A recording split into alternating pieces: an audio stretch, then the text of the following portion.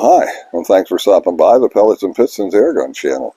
Today we're back for part 2 in our 2-part series where we work on this beautiful Beeman R10 air rifle. And what are we doing? We're installing an air rifle headquarter tune kit. It's called the Hornet kit. It was designed to fit this rifle specifically, but there's also a Hornet kit for very many other Viral guns, and I think maybe a few Dianas as well. So definitely check out air rifle headquarters if you're looking to tune a rifle. They have some beautiful, beautiful products. So at any rate, this particular rifle, in the first video we took it down and we got some of the preparation done.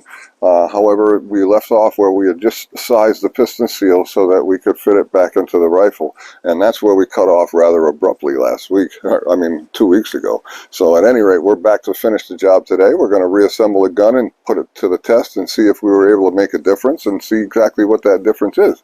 So this ought to be fun. I want to thank you again for stopping by the Pellets and Pistons Airgun channel. Stick around and I'll meet you at the workbench.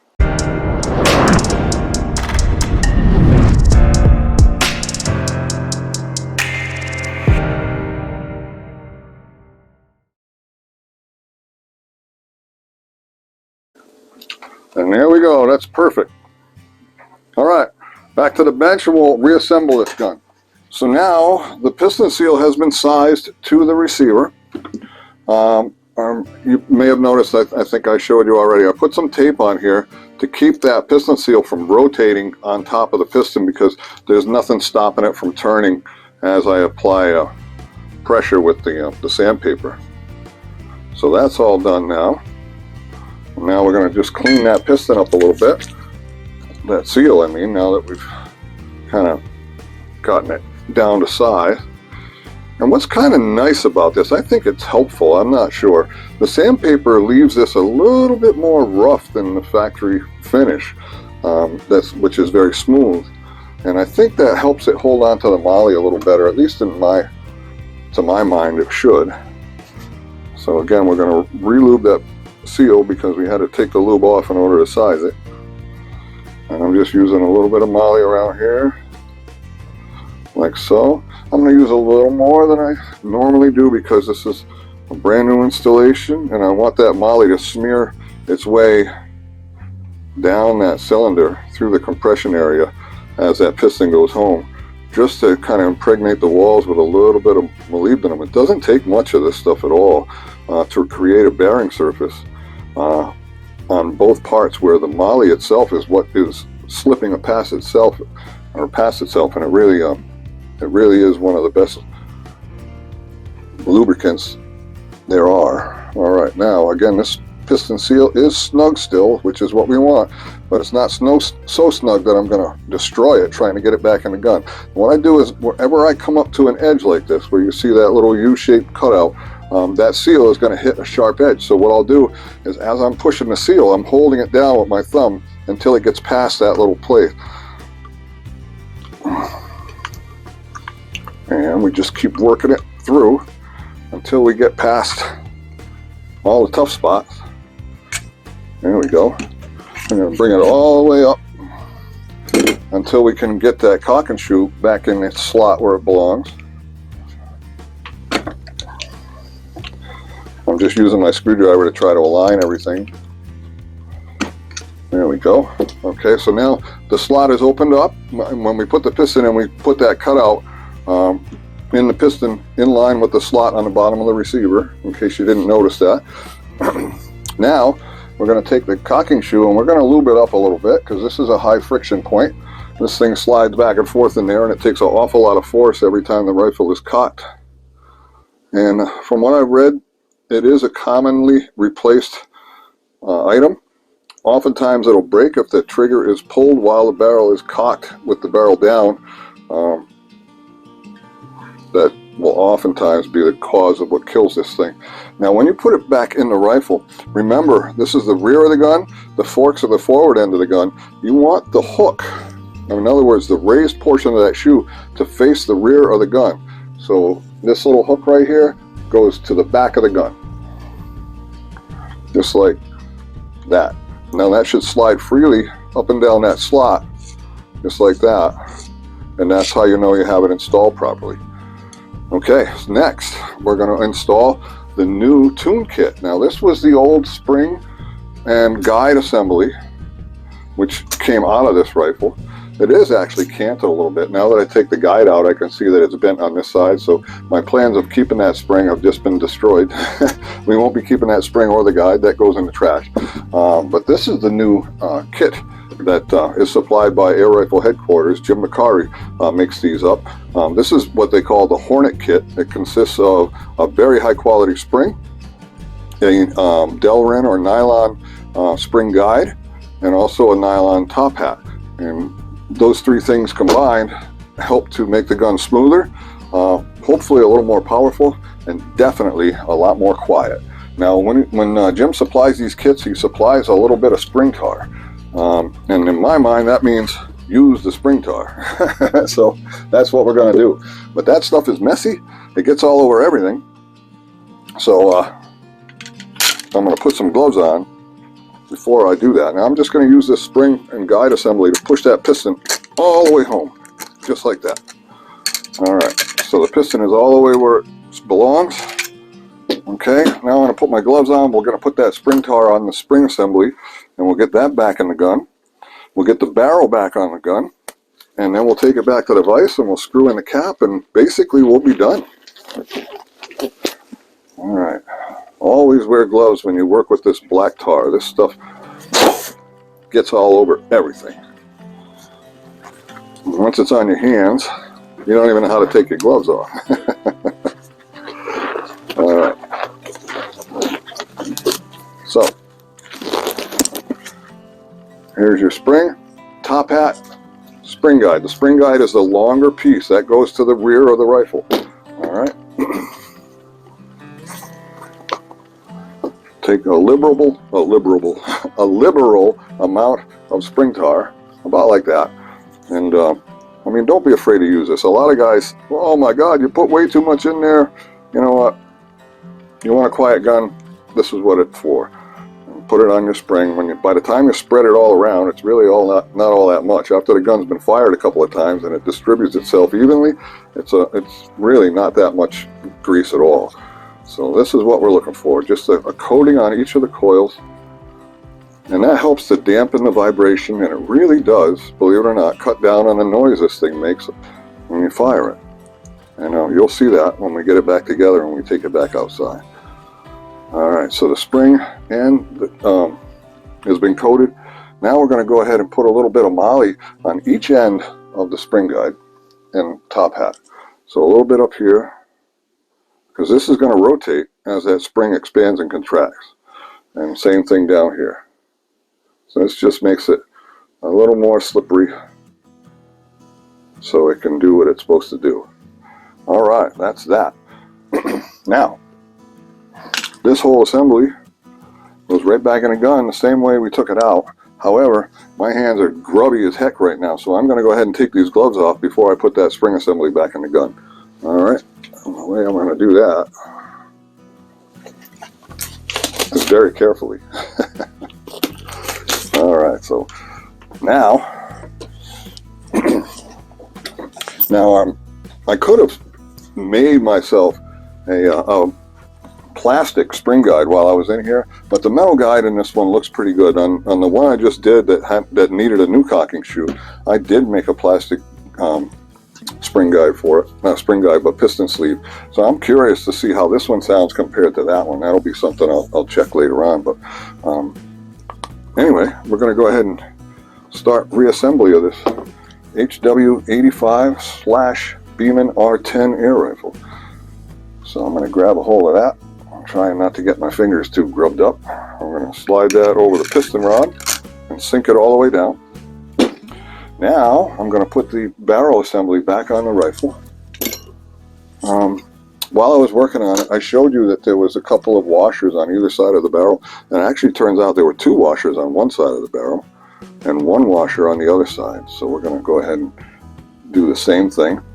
What I like to do with these is put a little bit of moly on both faces of them, and that helps to hold it in place on the rifle too. So a little bit of paste right here, and then just kind of plop it down right over that hole. Try to center it on the hole as best you can, And this is the side I'm going to put 2 on, just because I'm doing this first. I don't think it matters which side you put it on, as long as it's there to take up that extra slack between the forks. The idea here is you don't want any lateral play in that barrel. When it's closed, it should stay put. Up, down, side to side, left, right, doesn't matter. That barrel should not move within the forks. So these little bearings right here do 2 things. They take up some space, and they also provide a surface for which the barrel to rotate on freely. Because once these are lubed up, they create a really nice little bearing surface. Alright, so that's this side. And we'll get that other side on.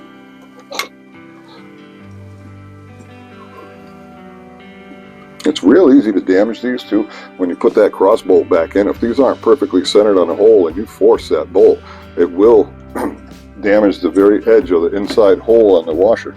So bear that in mind when you're putting that bolt through. You want to do a little bit of fitting. I tend to use a small tool, and I'll go inside. I'll show you what I mean, inside the forks, and I just move around until I get that washer set where it's supposed to be in the dead center, and then I'll go ahead and put the bolt through. Alrighty, now, so the washers are on both sides, and now it's a little bit tricky. What you're going to do is take the cocking link or cocking lever and engage it with the shoe, and it just kind of hooks into the shoe and sits in there like that. Now once that's engaged, try not to get it disengaged. That's important. I'm going to push it back just a little bit, and then I'm going to hold these washers in the front here on both sides on the edges. Oops, there goes my spring. On the edges, so that I can go ahead and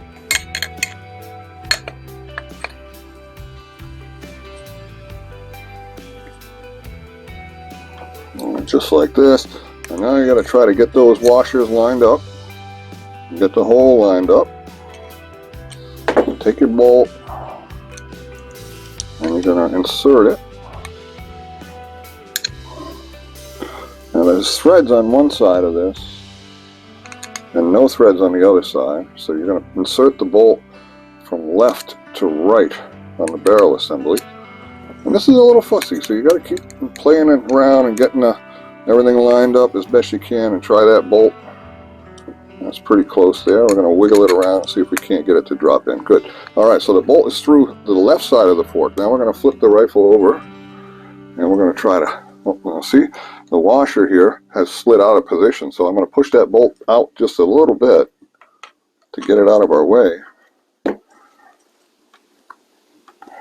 And then we're going to try to slide this washer into position here, like so. There we go. And then once that's in there, we should be able to get the thread started on that bolt. Again, so it's a little fussy, you gotta mess around, but let's see what's holding it up. It's just a little bit of misalignment here. And we'll use our little tool here to put it where it belongs. There we go. Threads are engaged. Alright, we're going to snug that up. The tension, how much tension do you put on this bolt? Well, here's the deal. Rule of thumb, you want the bolt tight enough so that the barrel is clamped within those forks with enough tension that it'll stay wherever you put it in its arc. So as we move it, it should stay put. See how it's drooping a little bit? That's almost tight enough, but I'm going to give it just a little more, like so. Okay, now flip it over. If you remember, on this side there's a little wire washer that goes in first, and then there's the cap that goes on the opposite side of that nut. Sometimes when you put the cap on, it tries to unscrew the bolt on the other side, so you may have to hold the bolt while you screw this down. A lot of times you can get away with it though. There we go.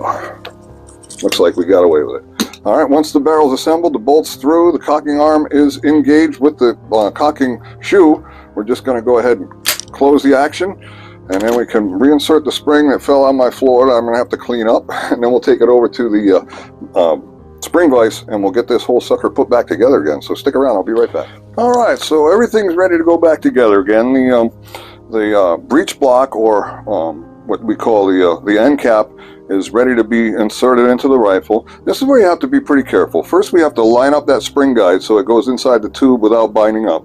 Then from there, we got to get those threads to line up just perfectly so that we can start them by hand. Sometimes it's finicky, sometimes it goes right away. We'll see how we do this time. The trick is to try to keep everything lined up, side to side, up and down. We need to, you'll see me probably get my head down here and try to see where we are as far as alignment goes as we get a little closer. So I'm just going to crank this in like so. And then once I get to the point where the piston, or the spring guide is ready to be going to side the tube, I'm going to start going slow and try to line things up even better. Like that. I think that looks pretty good. Maybe a little higher. Like that. Okay. Let's take a little bit more slack out of here and see what happens.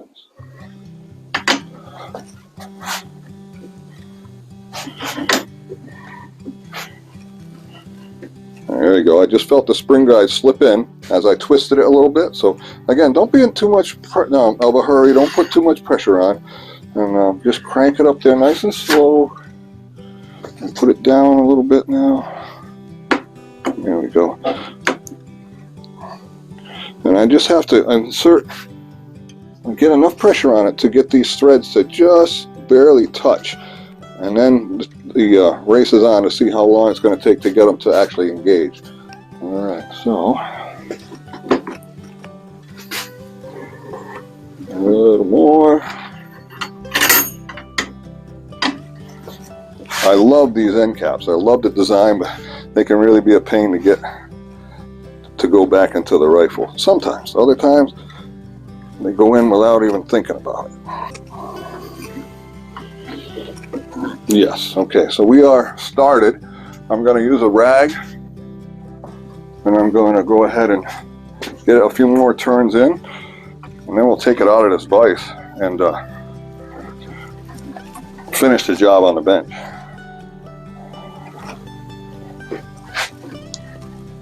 Okay, that's good. It looks like it's in there at least a 1/4 inch. So we'll go ahead and take it out of here.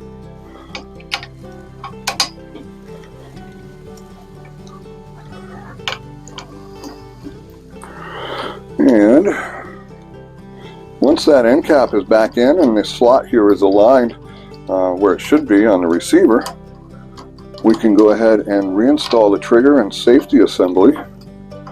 And when that's done, we're done. We're pretty much ready to put, oh, we still have to put the, what do you call it, back on the sight rail, scope rail.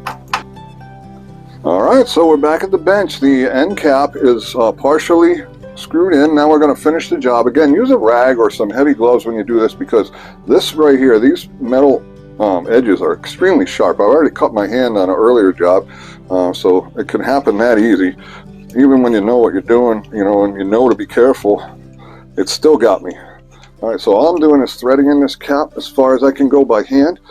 From what I saw when it came apart, it probably won't need any extra persuasion to have that slot line up when it's already all the way seated. Well, it's going to make a liar out of me. See, what's going on here is that the slot isn't lined up. That little U cutout has to line up with this slot right here. So we're going to go ahead and bring it back over to the bench vise and put it in those rubber jaws. And I'm going to use the tool that I showed you earlier to go ahead and align that slot. All right, so let's cut away here and I'll meet you at the bench vise. All right, so if you look right here where my finger is, you can see that there's a U-shaped cutout in the receiver tube, and then there's a slot right here in the end cap. And those two cutouts have to line up so that the trigger group can be reinstalled, and so that the trigger guard bolt that threads down into this block will also be lined up. So in order to do that, I'm going to use that same tool that I showed you earlier, which is nothing more than a crescent wrench, and I'm going to insert it right here into the slot, and I'm going to put a little pressure until I get that slot lined up. Just about there. That's perfect. Alright, so now we can take it to the bench and reinstall the safety and the trigger mechanism. Alright, so the end cap is lined up and ready to accept the trigger. However, before we do that, I'm going to go ahead and reinstall the scope rail. And again, this has a dovetail on the bottom that's going to slide into this and then slide rearward. So we're going to drop that dovetail into this little hole right here that you see on the top of the receiver, and then there's a slot that allows it to slide to the rear. So we'll drop it in, and then I'm going to use my little brass drift to just tap it all the way back until the screw holes line up. And wow, it's close. Very close. Alright, I think that is right where it needs to be. So we'll put those screws back in. Now, if you remember right, those were the short slot head screws with a V taper to the head. And they fit down in these little tapered holes. They were Loctited in when we took it apart, so we're going to Loctite them in when we put them back together. Shake it up a little. You don't need much of this stuff, just a drop or so. Right on the threads, oops, right on the threads themselves. And go ahead and try to get that started at first by hand. There we go, that one's lined up. Alright, and again, we want to try to get those screws, once you get down near the bottom, apply a lot of downward pressure so you don't strip that head out. Nothing worse than that. Find the right size screwdriver. Again, use hollow ground screwdrivers for gunsmithing work only, or you will end up with damaged screw heads, and that's the mark of an amateur. Alright. Whenever I buy used guns, that's one of the things I'm always noticing, is that there's always buggered screw holes on the most commonly used screws, like trigger guard screws and things like that. The heads of the screws are always a little buggered up. When I used to do refinishing work, firearm rebluing and things like that, that was one of the things I always did, is I buffed those marred screw heads back out so that you couldn't tell that they were ever damaged. That really makes a nice touch. Now this is a scope rail, so we're going to make sure that everything is firmly anchored. I'll wipe off that excess Loctite. Alright, so the scope rail's back on. Now it's time to put the trigger back in. Now if you remember right, we have a spring-loaded safety which has to go in before the trigger group can go in. So that's this here. The spring is on here already. And we're going to go ahead and drop that whole assembly into the left side of the receiver. It won't go in the other way, the hole's much smaller. And we're going to push that down, and you should have spring tension where it wants to pop back up. Okay? From there you're going to take your trigger. Now these record triggers, they don't go back in the gun unless you cock them first. I'll show you how to do that. But before I do, I'm going to put a little grease on the bearing surfaces inside this little hooked piece back here. If I can get it in there. A little bit on the top of the sear, and a little bit in the hook itself that engages with the piston rod when it comes back through the trigger group assembly like that. That's what locks up the rifle. To set the trigger, we need to apply pressure back here as we push this main lever down. So I'll use a little screwdriver. I'm going to push that all the way down and then push this lever to the rear forward. Now the trigger is set. If we hit the trigger, it'll fire. So again, we have to set the trigger like so before we install it into the rifle. Once the trigger's set, you're ready to go. You're going to take the whole assembly and just slide it into the slot on the bottom of the rifle. And once you get it in there just a little bit, now you're going to depress that safety all the way down and then bring this trigger group in so that you can line up the slot, the hole for the rear pin. Now I told you before, well, I'll mention it again, the rear pin is the shorter of the two pins that hold the trigger group in. That's the easy way to remember it.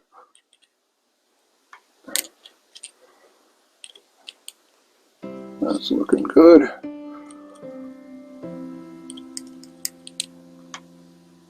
Sometimes these pins drop right in, other times they need a little attention.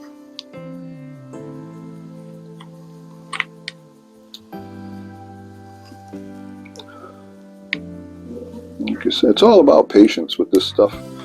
If you get in a hurry and you're not having fun, walk away. It doesn't have to get done today anyway. You can do it another time, you know. Oops, I just fired that latch. I think it, yeah. Unfortunately, folks, I don't know. No, it's going to be okay. All right. Sometimes when you're halfway in with the trigger and you pull the trigger by mistake as you're finagling the trigger group, you have to pull it back out and reset the trigger. But we were already where we belong for the most part, so we don't have to do that. All right. Use the corner of that to drive that pin in. And I kind of like to look at both sides of the gun and see how far that pin's protruding. If you look here, it's sticking out a lot further on this side than it is on this side. So I'm just going to put it back towards the center a little bit. It's because little things like that. What's more, there's a cutout in the stock for that pin. So you want to be sure it's pretty close to where it needs to be. Oh, I'm going to go back this way now.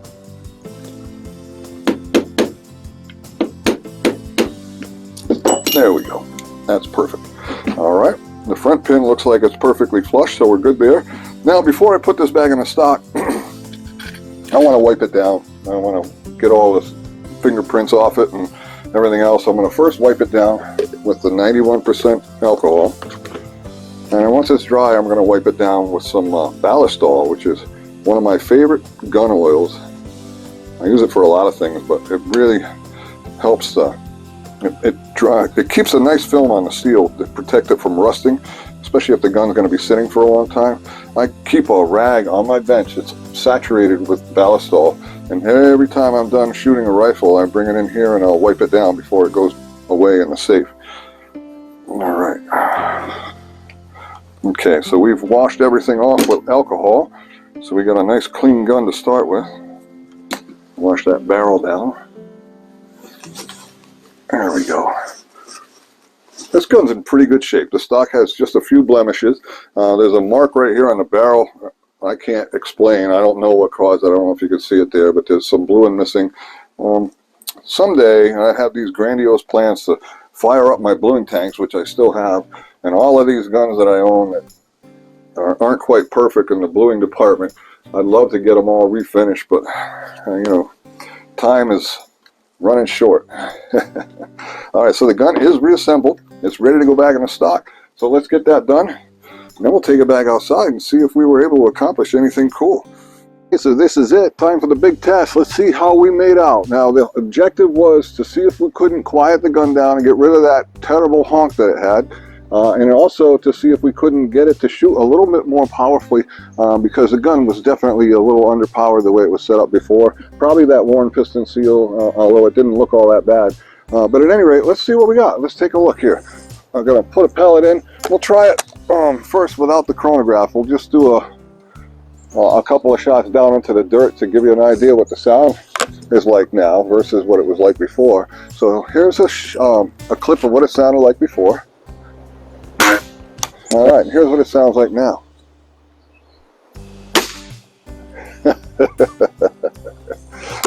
What a difference. The gun cocks as smooth as glass. The lockup is crisp. The trigger needs to be adjusted. It's set a little heavy for me, but that's no big deal. On a viral trigger, that's as easy as pie. And here's what it sounded like before. And here's what it sounds like now. To say I am pleased would be an understatement. This gun sounds beautiful now. No buzz, no vibration, fast shot cycle, really, really sweet. Let's see what kind of numbers she's giving us now. Again, I'll put up what it was doing. Well, actually, at the end of this segment, I'll put up both so you can compare before and after. But for now, we'll just shoot across the chronograph. Hopefully you can see. If not, I'm going to be calling out the numbers anyway, so bear with me here. We'll do 5 shots and then we'll take an average. This is shot number 1. 852. 852, folks. That's a far cry from 700, which is where we were to begin with. 852, that is awesome. That's the same pellets, the H&N Field Target Trophy pellets, coming in at 8.64 grains. That was shot number 1. Here's shot 2. 848. 848. Very, very nice. Shot numbers down. Remember, this is a brand new job done.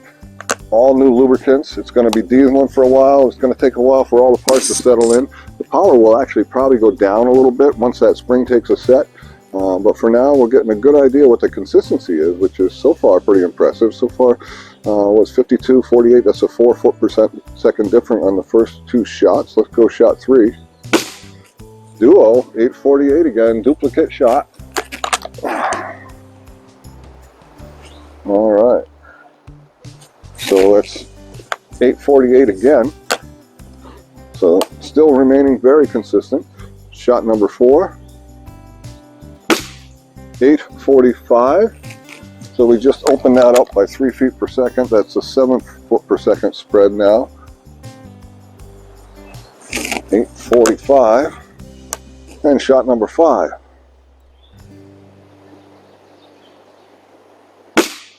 849. Absolutely wonderful. So we got a nice consistent shot.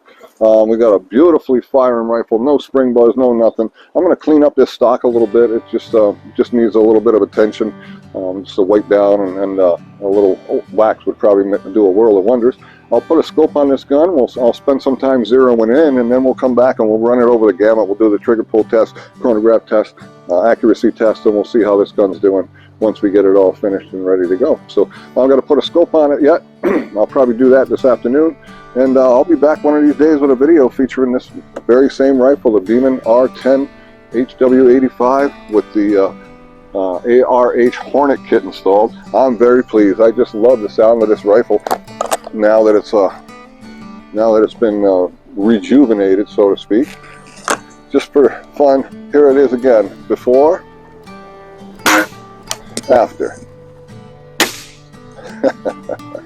Ordinarily, folks, I'd ring the bell for you, but there's no sights on this gun. I can't hit that bell out there at 60 yards. I'll make one shot just to give it a try, and we'll make history if I get that bell. But if not, you'll just get to hear the lovely way this gun fires now again. So let's give it a shot anyway. No sights, 60 yards, 14-inch target. Let's see.